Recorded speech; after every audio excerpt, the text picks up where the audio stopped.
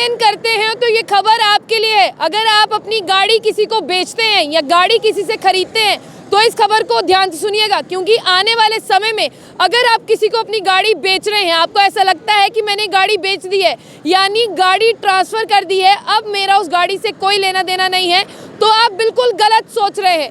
क्योंकि ये सोच जो है ना आपकी कि मैंने गाड़ी किसी को ट्रांसफ़र कर दी डॉक्यूमेंट्स के थ्रू, ये आपकी बहुत गलत सोच है। आने वाले समय में अगर आपकी ट्रांसफ़र की हुई गाड़ी किसी का एक्सीडेंट करती है तो आपको ऐसा लगता है कि वो सारा क्लेम और सारा इल्ज़ाम जो है गाड़ी ट्रांसफ़र जिसे की है उस पर आएगा, तो आप गलत सोच रहे हैं।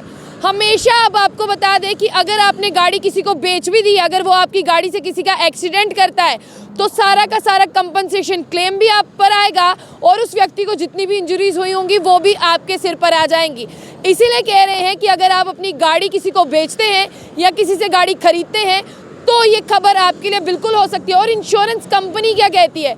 इंश्योरेंस कंपनी भी कहती है कि अगर आपने गाड़ी किसी थर्ड पर्सन को बेच दी है, हमारा कोई रिलेशनशिप नहीं है उस तीसरे व्यक्ति के साथ, हमारा रिलेशनशिप फिर भी ऑनर के साथ ही है जिसने गाड़ी किसी को बेची है। बहुत से केसेस आज तक हाई कोर्ट में पेंडिंग पड़े होंगे कि गाड़ी किसी की है और ट्रांसफ़र किसी को की है और किसी से जो है एक्सीडेंट हो गया, और बिल्कुल एक ऐसी ही जजमेंट जो है वो हाई कोर्ट ने पास की है।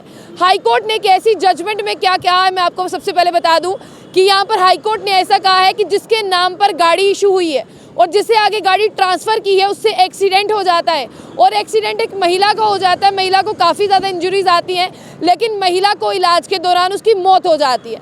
अब तो महिला इस दुनिया से चली गई, लेकिन केस जो है वो हाई कोर्ट में पहुँच गया और हाई कोर्ट में पहुंचने के साथ साथ आपको बता दें कि दिल्ली हाई कोर्ट ने इस इंपॉर्टेंट जजमेंट को पास किया है।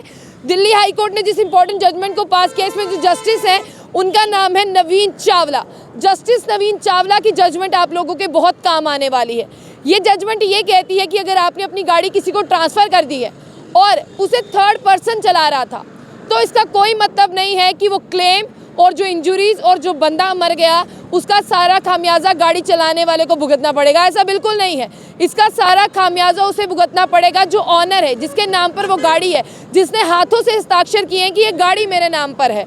और सबसे पहले आपको इतना बता दूं कि जब ये केस जो है वो कोर्ट में पहुंचा तो ट्रिब्यूनल कोर्ट की तरफ से ये कहा गया इंश्योरेंस कंपनी को कि 15 लाख यानी 15,49,324 रुपीज़ जो हैं आप इस महिला के परिवार को दे दें जिसकी इस एक्सीडेंट में मौत हो गई है।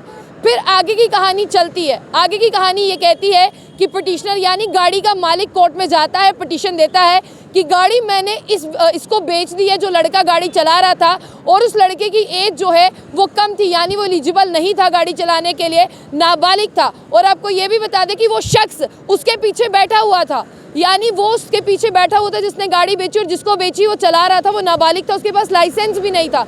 तो ऐसे में जब इंश्योरेंस कंपनी को कहा जाता है कि तुम क्लेम भर दो, फिर इंश्योरेंस कंपनी को कोर्ट में कहा जाता है कि तुम गाड़ी के मालिक से कंपनसेशन वसूल लो और 30 to 20% तुम उससे वसूल लो जिसने ये एक्सीडेंट जो है किया है।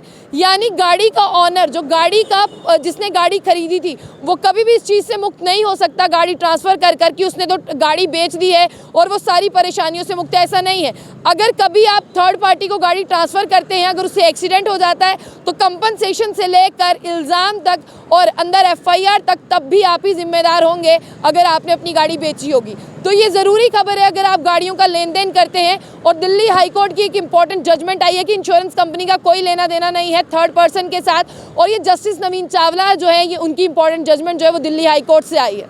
और आखिर में बता दूं कि इन दोनों पिटीशंस को कोर्ट ने खारिज कर दिया कि ये पिटीशन की गाड़ी मैंने बेच दी है और दूसरी ये पिटीशन की ये नाबालिग था। कोर्ट ने कह दिया है कि गाड़ी के ऑनर को, इंश्योरेंस कंपनी को कह दिया कि गाड़ी के ऑनर से तुम कंपनसेशन वसूल लो।